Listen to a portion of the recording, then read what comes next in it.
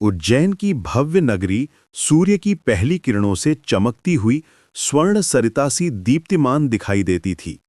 उस नगरी के राजा विक्रमादित्य अपनी न्यायप्रियता, शौर्य और विनम्रता के कारण समस्त जनों द्वारा आदरित थे। उनकी ख्याति दूर दूर तक फैली हुई थी। कहीं उन्हें न्याय का देवता कहा जाता तो कहीं प्रजापालक। महलों की ऊंची ऊंची बुर्जियां मानो आकाश को छूतीं और प्रजा के मुखों पर संतोष की मुस्कान रहती, क्योंकि उनका राजा हर दुख में साथ खड़ा होता। लेकिन उस समय एक ऐसा रहस्य था जिसे नगरी का कोई साधारण मनुष्य तो दूर, स्वयं दरबार के बड़े बड़े विद्वान भी नहीं समझ पा रहे थे।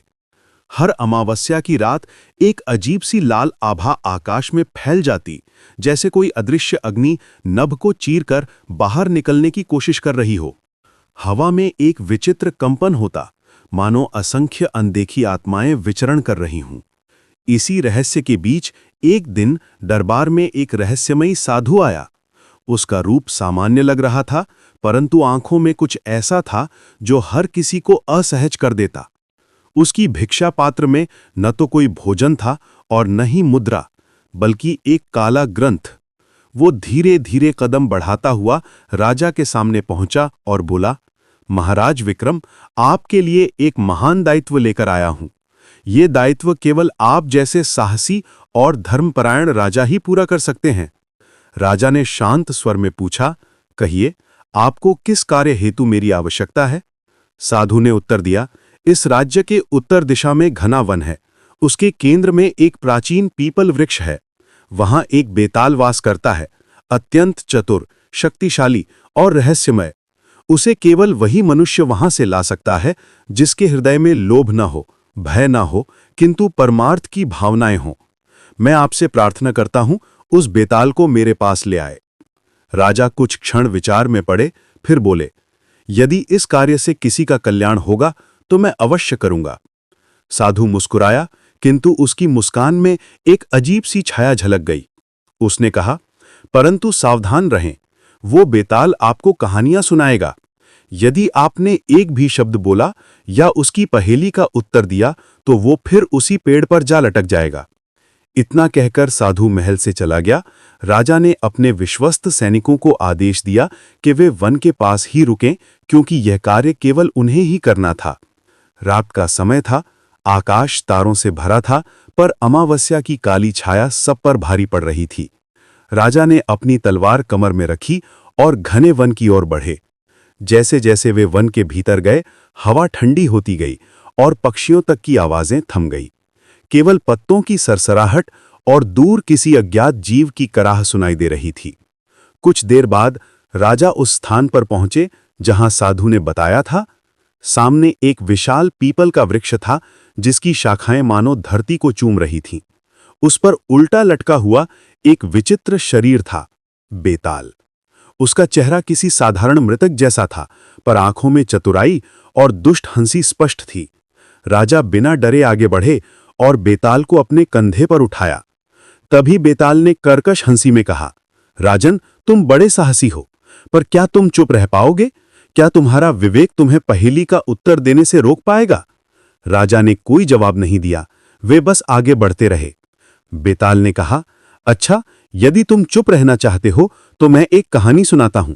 यदि कथा का उत्तर जानते हुए भी तुमने चुपचाप राह पूरी कर ली तो मेरी परीक्षा सफल होगी, परंतु उत्तर दिया तो मैं उड़कर फिर इसी वृक्ष पर लौट जाऊंगा। राजा ने गहरी सांस ली और चलते रहे। बेताल बोला, एक बार की बात है, दक्षिण देश में एक राजा था, सुरसेन। उसकी एक बेटी थी, अत्यंत रूपवती, बुद्धिमती, परंतु उससे भी अधिक हृदयवान। उसका नाम था राजकुमारी सुधा। देश में उसकी सुंदरता से अधिक उसकी दया की चर्चा थी। उसी राज्य में दो युवा योद्धा रहते थे, चंद्रवर्मा और तारकेश। दोनों बचपन से ही एक दूसरे के प्रतिस्पर्धी थे। एक तीर चलाने में माहिर था तो दूसरा तलवारबाजी में। दोनों ही राजकुमारी को प्रेम करते थे, पर किसी ने कभी उससे कुछ कहा नहीं। एक दिन राज्य पर भयंकर संकट आया। एक दैत्य ने राजधानी के बाहर के गांवों को उजाड़ना शुरू कर दिया। राजा सुरसेन ने घोषणा की कि जो भी उस दैत्य को मार डालेगा वही राजकुमारी का वर बनेगा। दोनों योद्धा तैयार हुए। चंद्रवर्मा ने अपनी चपलता और बुद्धि से दैत्य को उलझाया, जबकि तारकेश ने अपनी शक्ति से उस पर प्रहार किए। अंततः दोनों ने मिलकर दैत्य का वध किया। लेकिन फिर प्रश्न उठा, सच्चा नायक कौन? चंद्रवर्मा, जिसने योजना बनाई, या तारकेश, जिसने अंतिम वार किया, या दोनों? बेताल थोड़ा रुका और बोला, अब बताओ राजन, तुम न्यायप्रिय हो, किसका हक है राजकुमारी पर? राजा विक्रम चुप रहे। वे जानते थे कि उत्तर दिया तो बेताल फिर लौट जाएगा, लेकिन भीतर का न्यायप्रिय राजा बेचैन होने लगा। उनकी चुप्पी मानो उनके विवेक को कचोट रही थी। कुछ कदम और चले और आखिरकार उन्होंने कहा, जिसने अपनी योजना और बुद्धि से युद्ध की दिशा तय की, वही श्रेष्ठ माना जाएगा। युद्ध में अंतिम वार ही सब कुछ नहीं होता। धप! बेताल हंसता हुआ उनके कंधे से उछला और फिर पीपल पर जा लटक गया। राजा ने गहरी सांस ली, पर हार न मानी। वे फिर आगे बढ़े, फिर बेताल को कंधे पर उठाया और फिर परीक्षा शुरू हुई। घना जंगल रात के अंधेरे में और भी भयावह दिखने लगा था।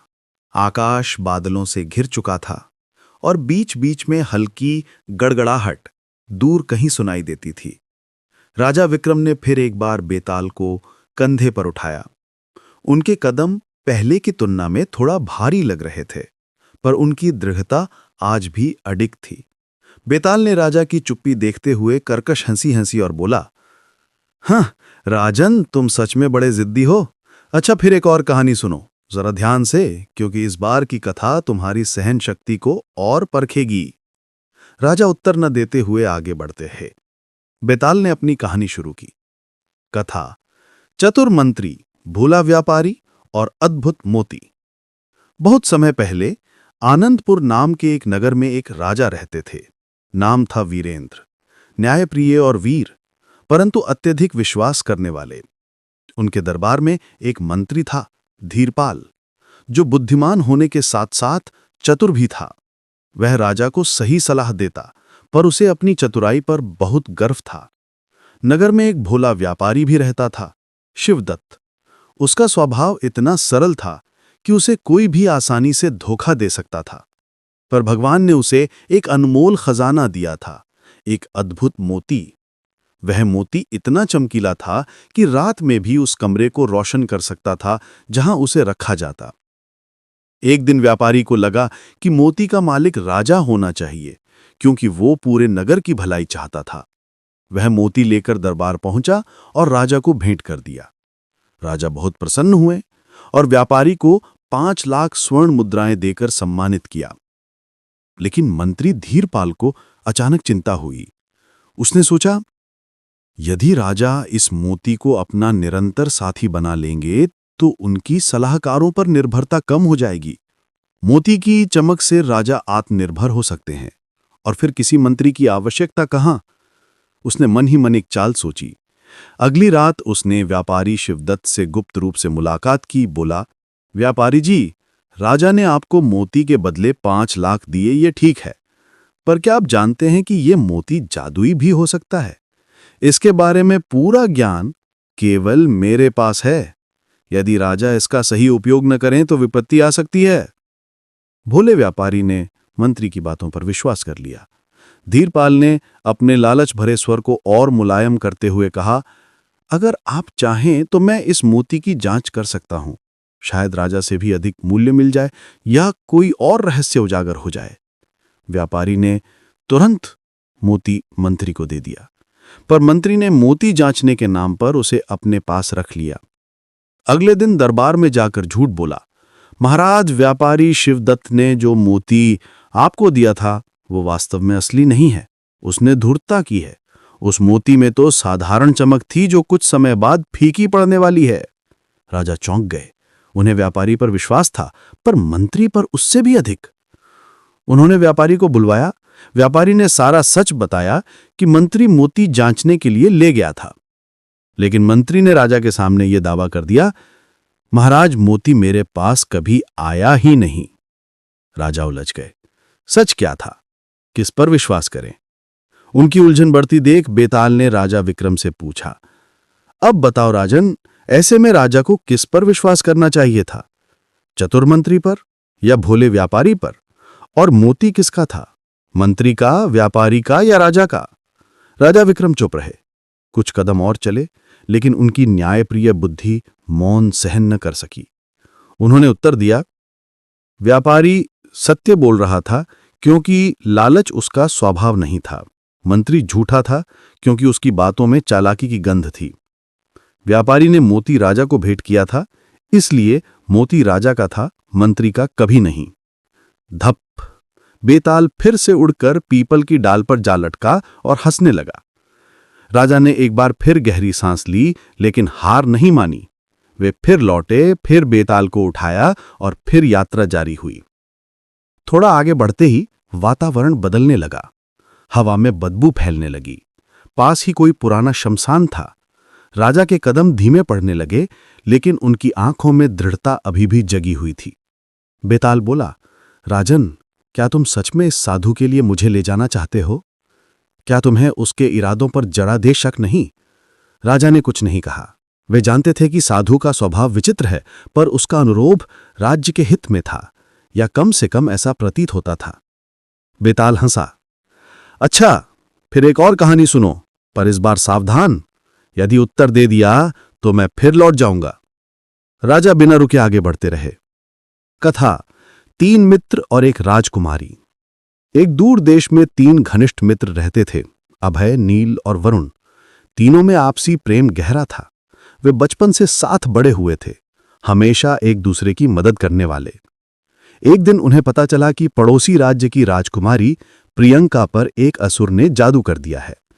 वह सोते सोते अचानक गायब हो जाती और किसी दूर स्थान पर पहुंच जाती।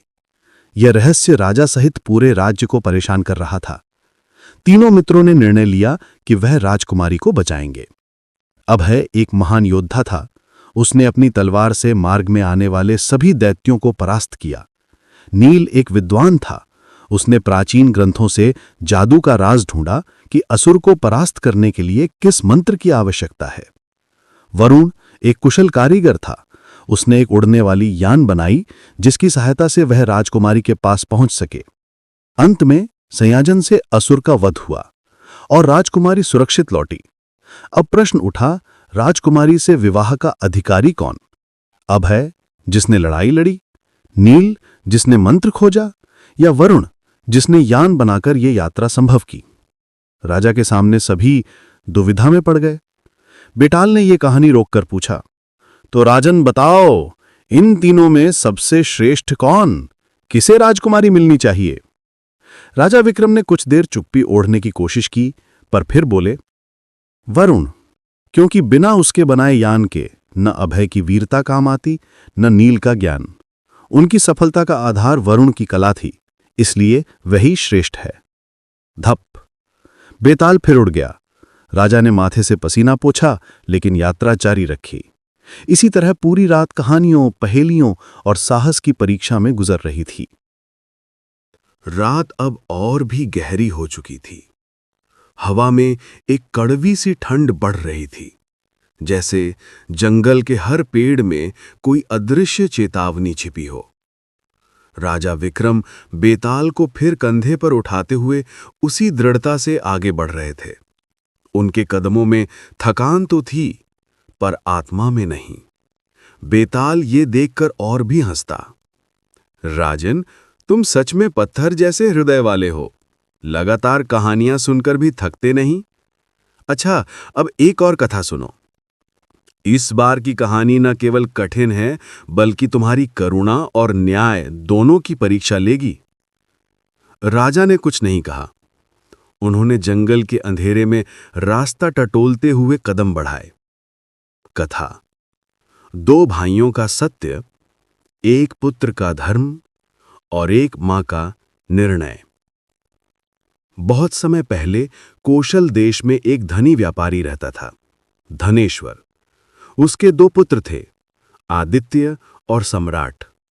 दोनों ही पराक्रमी, पर स्वभाव में एक दूसरे से बिल्कुल भिन्न।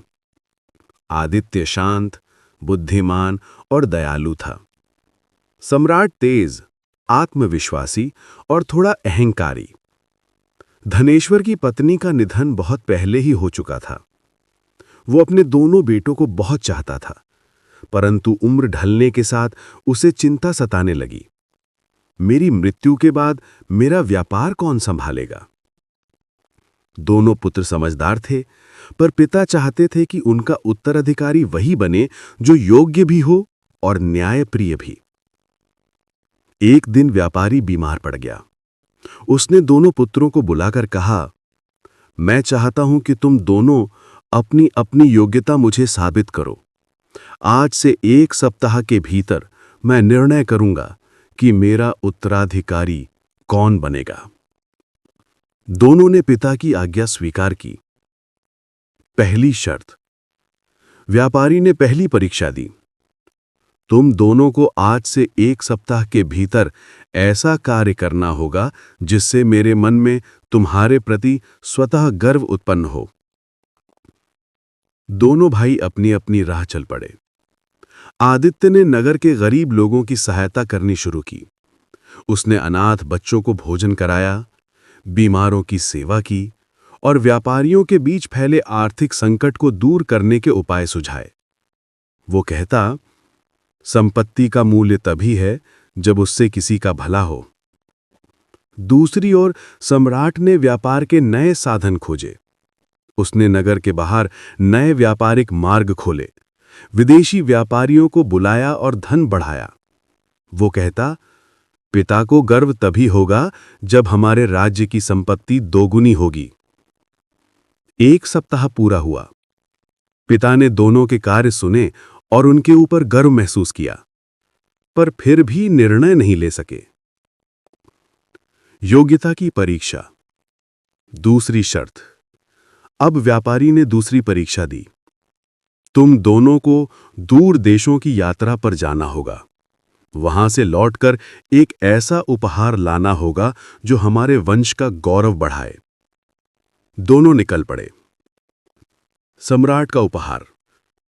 सम्राट दूर देश गया और वहां से अत्यंत मूल्यवान रत्न, मोती और सोना लाया। उसका तर्क था, धन ही किसी वंश का गौरव है। आदित्य का उपहार। आदित्य ने एक वृद्ध ज्ञानी ऋषि को अपने साथ लाया। उसने कहा, ये ऋषि हमारे वंश को सद्बुद्धि देंगे। धन खो जाए तो भी पुनः मिल सकता है, पर ज्ञान का मूल्य अनमोल है। पिता फिर बड़ी दुविधा में पड़ गए। दोनों की सोच सही थी, दोनों अपने अपने मार्गों पर सफल थे। व्यापारी की तबीयत दिन ब दिन बिगड़ने लगी। उसने तीसरी और अंतिम परीक्षा का निर्णय किया। तुम दोनों एक ऐसा कार्य करो जिससे मुझे स्पष्ट हो जाए कि मेरे जीवन और व्यापार की वास्तविक बागडोर किसे सौंपनी चाहिए। दोनों भाई इस अंतिम परीक्षा की तैयारी में लग गए। सम्राट का प्रयास। सम्राट ने व्यापारी के सभी पुराने व्यापारिक अनुबंधों को पुनः व्यवस्थित किया। उसने लाखों का लाभ कमाकर पिता के सामने प्रस्तुत किया।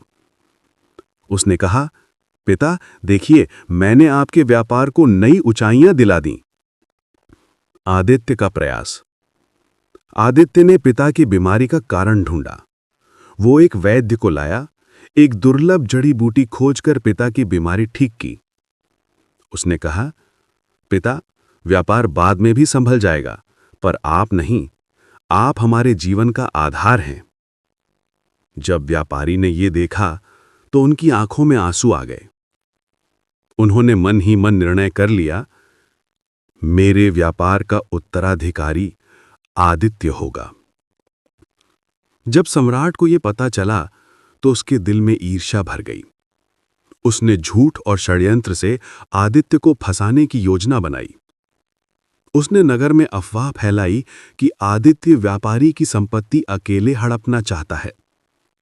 उसने पिता को भी भ्रमित किया और कहा, पिता, आदित्य ने वैद्य को घूस देकर आपकी बीमारी झूठी बताई है। वो आपको मजबूर कर रहा है कि आप व्यापार उसके हाथ में दे दें। वृद्ध व्यापारी का मन डगमगा गया। वो भ्रमित हो गए। आदित्य और सम्राट के बीच झगड़ा बढ़ने लगा। ऐसे में व्यापारी की वृद्ध माता, दोनों भाइयों की दादी ने एक निर्णय लिया, मैं ही निर्णय दूंगी, अंतिम आदेश मेरा होगा। दादी ने दोनों भाइयों को बुलाकर 3 प्रश्न पूछे। पहला, जीवन में सबसे बड़ा धर्म क्या है? दूसरा, धन का सबसे बड़ा उपयोग क्या है? तीसरा, परिवार में सबसे बड़ी जिम्मेदारी किसकी होती है? आदित्य ने उत्तर दिया, सत्य ही सबसे बड़ा धर्म है। धन का उपयोग सेवा में है और जिम्मेदारी उसी की जो दयालु हो। सम्राट ने उत्तर दिया, शक्ति ही धर्म है। धन का उपयोग प्रतिष्ठा में है और जिम्मेदारी सबसे शक्तिशाली की होती है। दादी ने व्यापारी की ओर देखते हुए कहा, अब आप तय करें किसे उत्तराधिकारी बनाना चाहिए, आदित्य को या सम्राट को? राजा ने कुछ देर मौन रहे, फिर बोले, आदित्य को, क्योंकि व्यापार का असली उत्तराधिकारी वही है जो सेवा, सत्य और परिवार का मूल्य समझे। सम्राट के मन में अहंकार था और अहंकार परिवार नहीं संभाल सकता। धप! बेताल हंसते हुए फिर से उड़कर पेड़ पर जा लटक गया। राजा ने माथे से पसीना पोंछा, परंतु उनका संकल्प अटूट था। उन्होंने फिर बेताल को उठाया और अंधेरी रात के उस अंतहीन रास्ते पर चल पड़े। रात और भी काली होती जा रही थी, लेकिन विक्रम के कदम कभी नहीं रुके। रात अब अपने चरम पर थी। हवा में अजीब सी सनसनाहट थी, जैसे कोई अदृश्य शक्ति राजा विक्रम को बार बार परख रही हो। घना अंधेरा इतना गहरा हो चुका था कि विक्रम की तलवार की धार भी मुश्किल से चमक पा रही थी। जंगल के बीच बीच में कहीं दूर से गीदड़ों की हूक, उल्लुओं की आवाज और पत्तों की खड़खड़ाहट मिलकर वातावरण को और भयावह बना रहे थे। लेकिन विक्रम की दृढ़ता किसी भी छाया से नहीं डिगी। उन्होंने तीसरी बार बेताल को फिर कंधे पर उठाया और गहरी सांस लेते हुए आगे बढ़े। बेताल फिर हंस पड़ा। राजन, तुम सच में दिलचस्प हो। मैं तुम्हें बार बार छला, पर तुम हारते नहीं। लगता है आज की रात बहुत लंबी होगी। अच्छा, अब एक और कहानी सुनो। इस बार की कथा तुम्हारी बुद्धि और करुणा दोनों को चुनौती देगी। राजा बिना बोले आगे बढ़ते रहे। उनके कदमों की थाप मिट्टी पर गूंज रही थी। बहुत समय पहले मालव प्रदेश में एक राजा राज्य करता था, महाराज धारीनीश। उसकी एक पुत्री थी, राजकुमारी अनायसा। वह रूप, गुण और बुद्धि से समस्त राज्य में प्रसिद्ध थी, पर उससे भी बढ़कर उसका न्यायप्रिय स्वभाव था। वह किसी का भी निर्णय सतर्कता और सत्य के आधार पर करती। राजकुमारी को स्वयंवर करना था। इस स्वयंवर में 3 बड़े राजकुमार शामिल हुए। 1. राजकुमार वीरांक, अद्भुत योद्धा। 2. राजकुमार विद्युत, महान विद्वान। 3. राजकुमार शिवाणक, अत्यंत दयालु और करुणाशील। तीनों ही अपनी अपनी विशेषताओं में श्रेष्ठ थे और स्वयंवर में समान रूप से योग्य माने जाते थे। लेकिन राजकुमारी अनायसा ने स्वयंवर से पहले एक कठोर वचन लिया था कि जिस पुरुष के हृदय में सबसे अधिक समर्पण और त्याग की भावना होगी, उसी को मैं अपना जीवन साथी चुनूंगी। राजदरबार में सभी को यह सुनकर आश्चर्य हुआ। राजकुमार सोचने लगे कि राजकुमारी किस आधार पर निर्णय लेगी।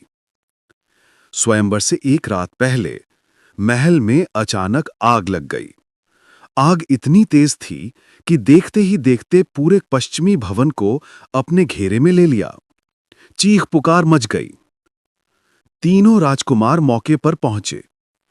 वीरांक तलवार लेकर अंदर घुस गया और अपनी शक्ति से दरवाजे तोड़कर कई सैनिकों और सेवकों को बचाया।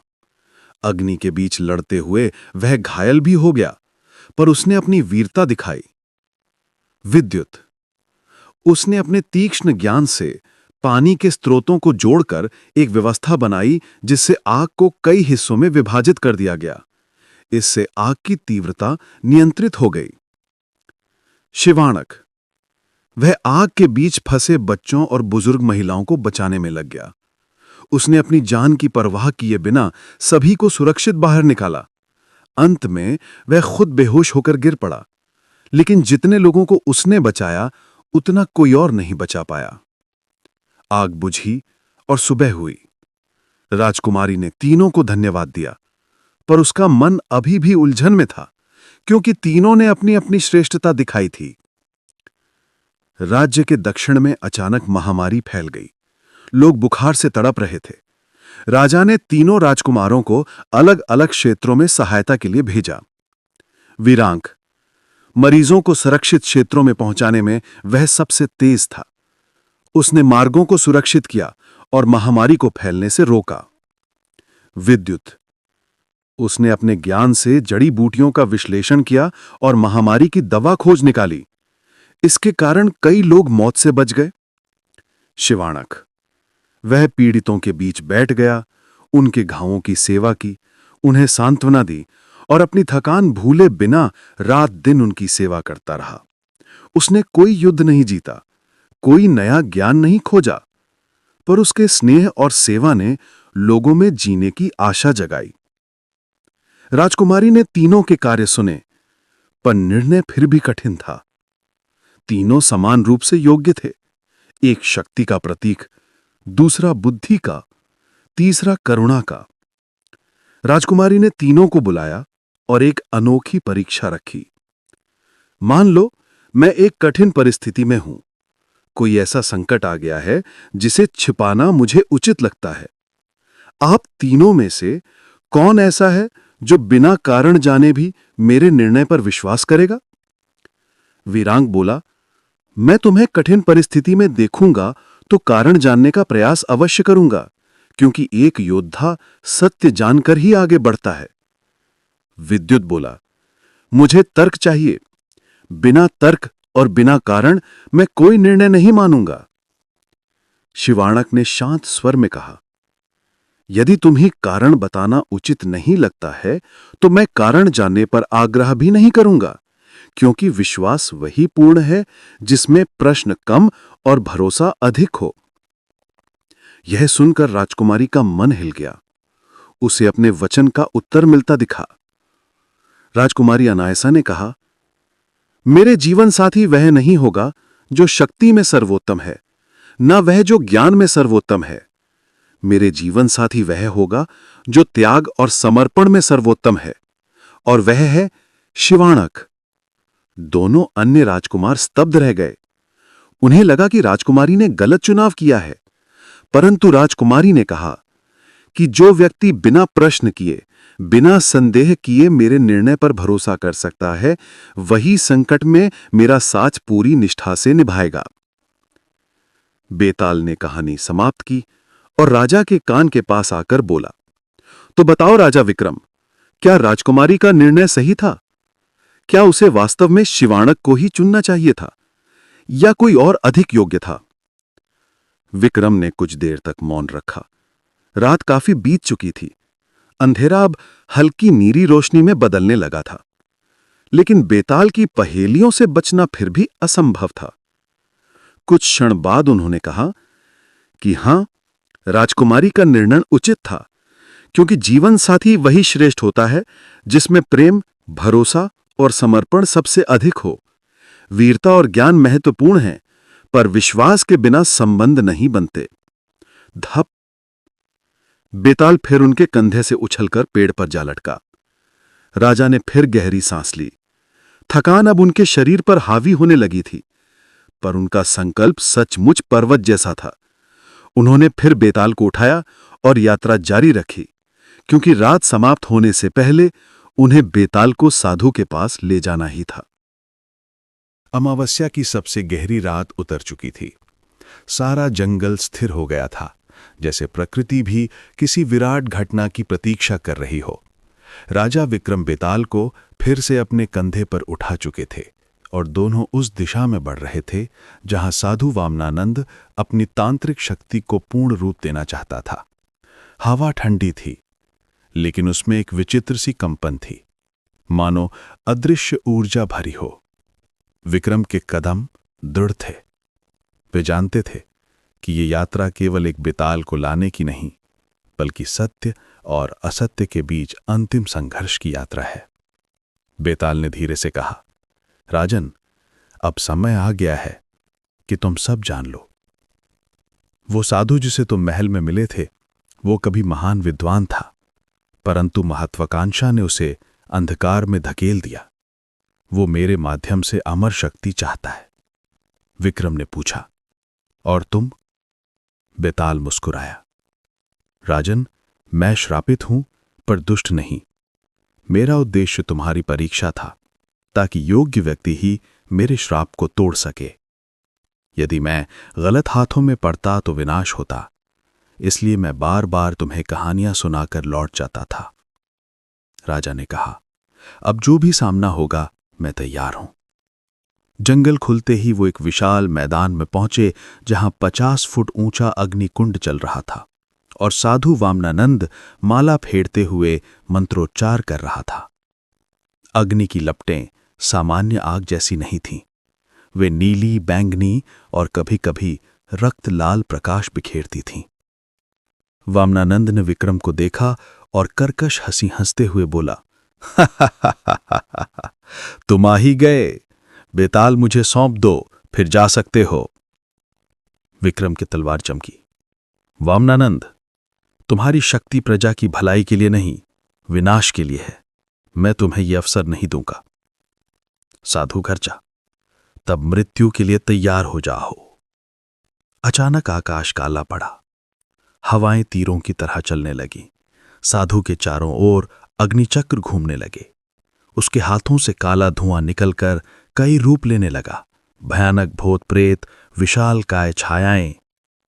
राजा विक्रम बिना विचलित हुए युद्ध में कूद पड़े।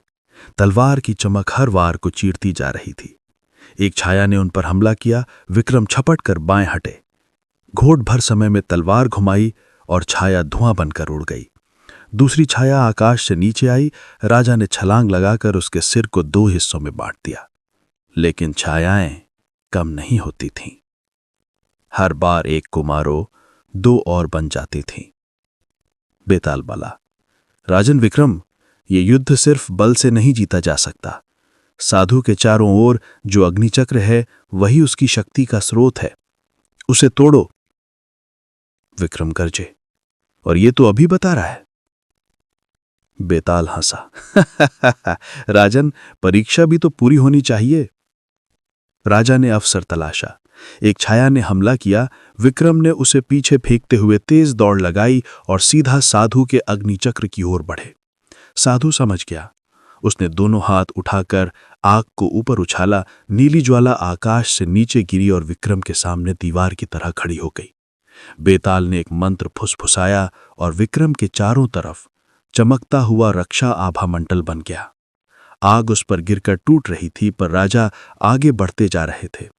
एक वार में उन्होंने आग की परिधि को चीर दिया। दूसरे वार में चक्र को आधा काट दिया। तीसरे वार में चक्र टूट गया और साधु जोर से चीख उठा। उसकी सारी छायाएं एक झटके में विलीन हो गईं। वामनानंद जमीन पर गिर गया। उसकी शक्ति खत्म हो चुकी थी। बेताल उसके पास आया और बोला, तुम्हें ज्ञान दिया गया था, पर तुमने विनाश चुना।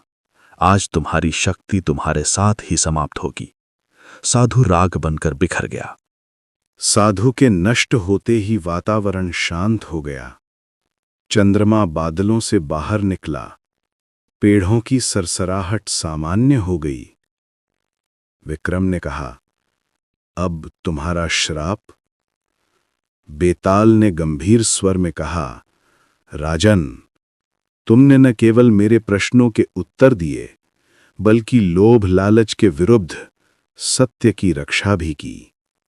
मेरा श्राप यही था कि मुझे वह व्यक्ति मुक्त करेगा जो बुद्धि, साहस और धर्म तीनों में श्रेष्ठ हो। तुम वह हो। तुमने मुझे मुक्त कर दिया। धीरे धीरे उसका प्रेत रूप पिघलने लगा। वह पहले प्रकाश में बदला, फिर एक तेजस्वी मानव आकृति में। वह अब एक दिव्य पुरुष जैसा दिख रहा था। उसने विक्रम को प्रणाम किया। राजन, आपने मुझे जीवन दिया, मैं सदा आपका ऋणी रहूंगा। ये ग्रंथ ग्रहण करें, ये ज्ञान का खजाना है, पर इसे कभी भी अधर्म के लिए उपयोग न होने देना। विक्रम ने ग्रंथ लिया और कहा, ज्ञान तभी सार्थक है जब वो किसी का कल्याण करे। बेताल मुस्कुराया, इसीलिए तो तुमने विजय पाई है राजन। विदा। और वह आकाश में प्रकाश बनकर विलीन हो गया। राजा विक्रम की वापसी और अमर कथा। राजा उज्जैन लौटे तो पूरा नगर उनके स्वागत में उमड़ आया। जयकारों से गलियां भर गईं। दरबार में राजगुरु ने ग्रंथ को देखकर कहा, महाराज, ये अमूल्य ज्ञान है, आने वाली पीढ़ियों को इसका लाभ होगा। विक्रमादित्य ने कहा, हमारा उद्देश्य केवल शक्ति नहीं, प्रजा की रक्षा और न्याय है। आज जो हुआ वह इसी धर्म की विजय है। और फिर वर्षों तक उज्जैन समृद्ध होता रहा। राजा विक्रम की बुद्धि और पराक्रम की चर्चा देश देशांतर में फैल गई। ये कथा जो उस भयंकर अमावस्या की रात शुरू हुई थी, आज भी लोक कथाओं में अमर है, जहां एक राजा ने बुद्धि और साहस से बेताल को मुक्त किया और अंधकार पर विजय प्राप्त की।